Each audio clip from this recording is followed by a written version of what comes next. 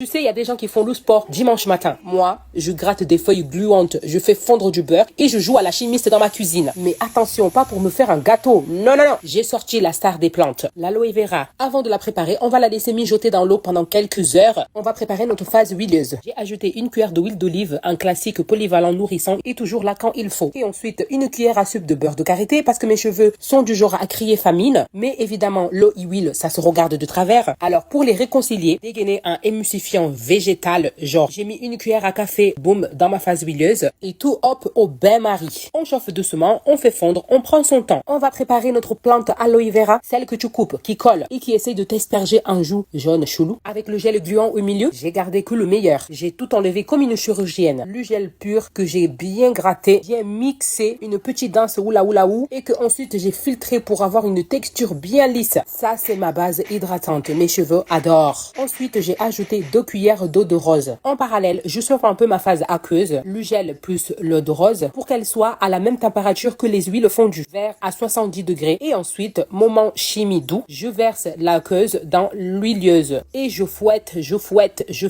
ou je mixe selon l'ambiance. Et petit à petit, la magie opère. Une belle émulsion se forme. C'est crémeux, c'est légère, un peu brillant, hyper agréable à voir. Je laisse refroidir tranquillement et quand la température descend, je passe aux finitions. J'ajoute une cuillère à café rase de glycérine végétale pour renforcer l'hydratation. Ensuite, quelques gouttes d'huile essentielle. Perso, j'ai mis de la lavande. C'est calmant, ça sent bon et c'est parfait pour les cuirs chevelus sensibles. J'ai mis 10 gouttes. Et bien sûr, le Coast Guard, mon petit conservateur naturel pour que ma crème ne tourne pas en yaourt oublié. J'en mets 20 gouttes. Ça me garantit une conservation jusqu'à 3 mois à température ambiante. Sans ça, tu mets ton pot au frigo et tu l'utilises sur 5 à 7 jours. Oui, comme une compote maison. Tu peux appliquer sur cheveux humides au sec. Tu prends une petite noisette, tu chauffes dans les mains et tu appliques des longueurs jusqu'aux pointes. Pas besoin de rincer, pas besoin de trop en mettre. Juste assez pour que tes cheveux soient hydratés, nourris et contents. Fini les pointes sèches. Fini les frisottis incontrôlables. Et maintenant, la question est simple. D'après toi, qu'est-ce que j'ai fabriqué comme produit capillaire? Donne ta réponse en commentaire. Et non, ce n'est pas une crème dessert, hein? Allez, bisous mes étoiles, soyez bénis.